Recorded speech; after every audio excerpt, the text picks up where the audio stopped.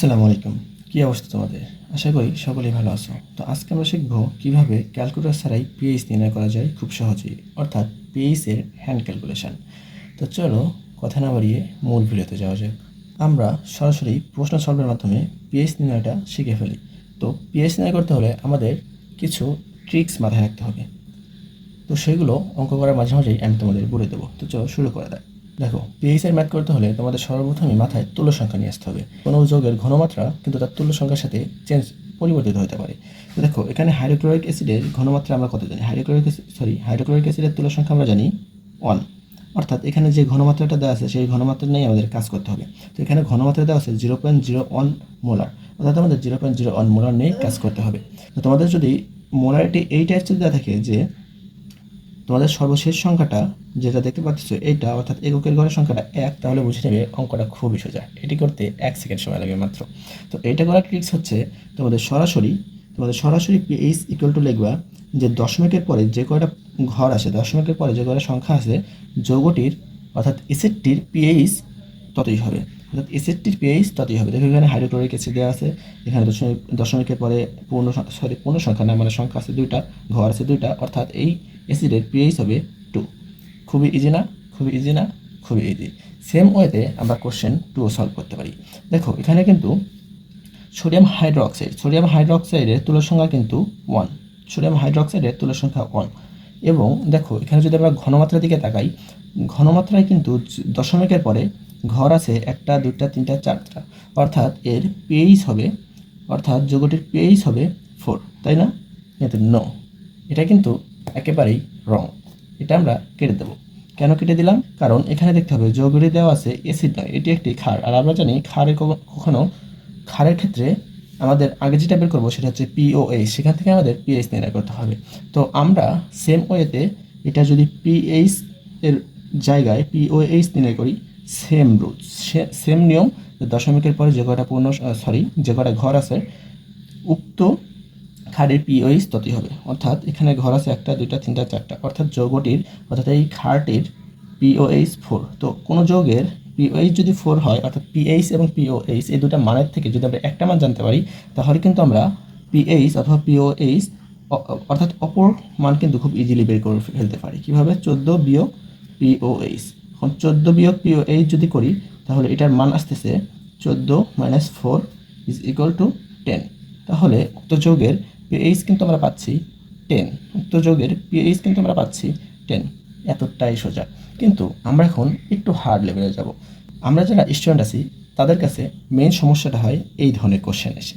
তো এই সকল কোশ্চেনটা কিন্তু খুব ইজিলি সলভ করে ফেলা যায়। তো চলো শুরু করা যাক। তো এই ধরনের কোশ্চেন সলভ করতে হলে আমাদের কিছু মান, অর্থাৎ ভ্যালু, লগের ভ্যালু মাথায় রাখতে হবে।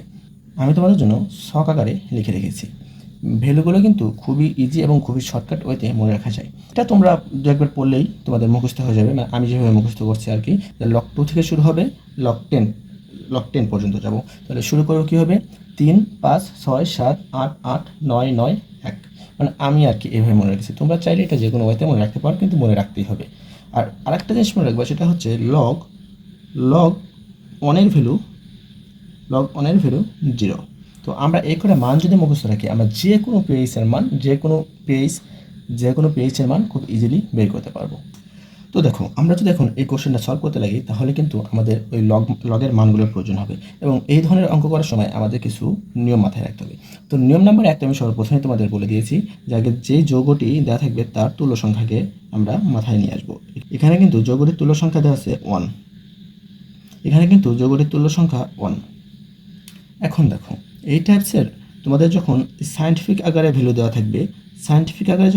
থাকবে, তখন আমরা পিএইচ নির্ণয় করার সময় একে একটু সিম্পলিফাই করে নেব। কীভাবে? মানে সিম্পলিফাইটা কিন্তু আমরা মনে মনে করবো। দেখো, পিএইচ আমরা সরাসরি লিখে ফেলবো। পিএইচ = এই লগের মাথার উপর, অর্থাৎ 10 এর মাথার উপর যে মাইনাস পাওয়ারটা দেওয়া থাকবে সেটা আমরা সামনে নিয়ে আসবো। এটা একটা নিয়ম আকারে তোমরা মনে রাখতে পারো। এবং সামনের সংখ্যা সহ সেটা আমরা লগ আকারে বিয়োগ করে দেবো। খুবই ইজি। তোমাদের প্রথম একটু অকারে লাগতে পারে, কিন্তু একবার মাথায় ঢুকিয়ে নাও, খুবই সহজ। যে 10 এর পাওয়ারের উপর যেটা মাইনাস ভ্যালুতে থাকবে সেটা থেকে আমরা সামনের লগ সহ পূর্ণ ভ্যালুটা বিয়োগ করে দেব। তো দেখো, এখন যদি আমি এটা ক্যালকুলেশন করি, 5 থেকে যদি আমি লগ 2 বাদ দিই, অর্থাৎ লগ 2 এর মান কত? দেখো লগ 2 এর মান 0.3, লগ 2 এর মান 0.3, আমি জানি না ক্যামেরায় দেখা যাচ্ছে কিনা।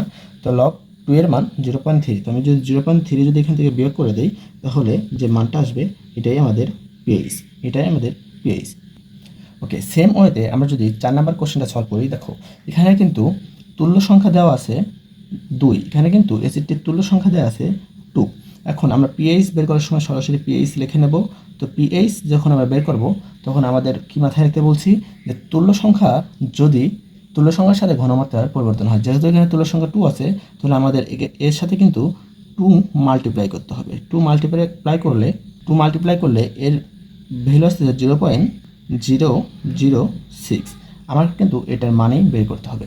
দেখো এটাকে কিন্তু তোমরা আরেকভাবে লিখতে পারো, এটাকে কিন্তু তোমরা আরেকটা ওয়েতে লিখতে পারো, এটাকে কিন্তু তোমরা এইভাবে লিখতে পারো, 6 into 10 to the power minus 1 2 3 3, এইভাবে কিন্তু তোমরা লিখতে পারো। তো আমরা যদি এখন এই ম্যাথটা সলভ করি, তাহলে দেখো কি বলছিলাম, 3টা সামনে নিয়ে আসবো। 3 যদি সামনে নিয়ে আসি, তাহলে 3 থেকে আমরা পূর্ববর্তী পূর্ণসংখ্যাটা লগ সহ বিয়োগ করে দেব। তখন মান কত আসতেছে, 3 মাইনাস লগ 6 এর মান 0.8, তাহলে এটার ভ্যালু আসতেছে 2.2। ওকে, আমি আশা করি তোমরা এখন যে কোনো পিএইচ এর মানেই খুব ইজিলি মুখে মুখে বা হ্যান্ড ক্যালকুলেশনের মাধ্যমে বের করতে পারবে। তো চলো আমরা এখন অ্যাডভান্স লেভেলে কিছু শিখি। দেখো এই টাইপসের ম্যাথগুলো কি পারবে? দেখো এখানে পিএইচ এর ভ্যালুই দেওয়া আছে, আমাদের ঘনমাত্রাটা বের করতে হবে, অর্থাৎ রিভার্স প্রসেস করতে পারবে? চেষ্টা করবে? আচ্ছা আমি করে দিচ্ছি। দেখো এখানে কিন্তু পিএইচটা 7.4 দেওয়া আছে, আমাদের উক্ত যৌগের নামও কিন্তু এখানে দেওয়া নেই, কিন্তু আমাদের তার ঘনমাত্রা বের করতে হবে। তো আমরা এখানে একটু ট্রিকি আকারে বের করবো। দেখো এই পিএইচটাকে আমরা একটু সাজিয়ে লিখবো। কীভাবে সাজিয়ে লিখবো? আমি লিখতেছি এখানে 7.4 আছে, অর্থাৎ এর সামনের আমার পরবর্তী পূর্ণ সংখ্যা হচ্ছে 8 থেকে, এখন আমি যদি 8 থেকে বিয়োগ করতে চাই, তাহলে আমার পিএইচ 7.4 বানাতে এখানে 0.6 বিয়োগ করতে হবে। অর্থাৎ এই আকারে তোমাদের সাজাতে হবে। কেন সাজাতে হবে? কারণ দেখো আমরা প্রতিটি ম্যাথ যখন করেছি, তখন কিন্তু পিএইচ এর ভ্যালু এইভাবে একটা পূর্ণ সংখ্যা থেকে লগের মান বিয়োগ করছি। তো আমরা এটাকেও সেম ওয়েতে সাজাবো। তো দেখো তোমাদের বোঝার সুবিধার্থে আমি পূর্ববর্তী কোশ্চেনের হেল্প নিয়ে ম্যাথটা সলভ করবো, যেন তোমরা খুব ইজিলি বুঝতে পারো। দেখো আমরা এখন পিএইচ এর ভ্যালু এই ফরম্যাটে, অর্থাৎ একটা বিয়োগফল আকারে প্রকাশ করতে পেরেছি। দেখো আমরা কিন্তু পিএইচ এর মান যখন নির্ণয় করি, তখনও কিন্তু আমরা একটা বিয়োগফল আকারে একটা লাইন আমরা নিয়ে এসেছিলাম। তো আমাদের এখানে রিভার্স প্রসেসটা হবে। দেখো আমরা কিন্তু সংখ্যাটিকে বিয়োগফল আকারে লিখতে পেরেছি। তো এখন দেখো আমাদের পরবর্তী যে সংখ্যাটা থাকে মাইনাসে, সেটা কিন্তু লগের একটা মান থাকে, তো আমরা যদি এটাকে আরেকটু সিম্পলিফাই করি, তাহলে লগ কত এর ভ্যালু 0.6, লগ কত এর ভ্যালু 0.6। দেখো আমরা যদি এটা মুখস্থ করে ফেলি, তাহলে কিন্তু আমরা এখান থেকে পেয়ে যাবো লগ 4 এর মান 0.6। তো আমরা যদি 8 থেকে লগ 4 বিয়োগ করি, তাহলে কিন্তু দেখো আমরা আগের লাইনটাতে চলে এসেছি। তখন রিভার্স প্রসেস আকারে আমরা কি জানি, যে লগের সাথে যে ভ্যালুটা থাকবে সেটা উক্ত ঘনমাত্রার পূর্ণসংখ্যা এবং যেটা লগের সামনে পূর্ণসংখ্যা আকারে আসবে, সেটা কিন্তু 10 এর মাইনাস পাওয়ার হিসেবে কাজ করে। অর্থাৎ আমরা যদি উক্ত পিএইচ হতে ঘনমাত্রা নির্ণয় করি, তাহলে কিন্তু আমরা যে ঘনমাত্রাটি পাবো সেটা হচ্ছে 4 ইন্টু 10 এক্সপোনেন্ট মাইনাস 8। তো এতটাই ইজি। তোমরা আরেকবার যদি একটু নিজে ট্রাই করো, তাহলে বুঝতে পারবে। তো তোমরা যদি বুঝে থাকো, তাহলে তোমাদের জন্য আমি একটা ম্যাথ দিচ্ছি, যেটা তোমরা অবশ্যই সলভ করে কমেন্ট বক্সে কমেন্ট করবে। ওকে, তোমরা যদি আমার ক্লাসটি বুঝে থাকো, তাহলে এই দুটা ম্যাথের সলভ অবশ্যই কমেন্ট করে জানাবে। তো আজকের মতো এখানে বিদায় নিচ্ছি। সবাই ভালো থেকো। আল্লাহ হাফেজ।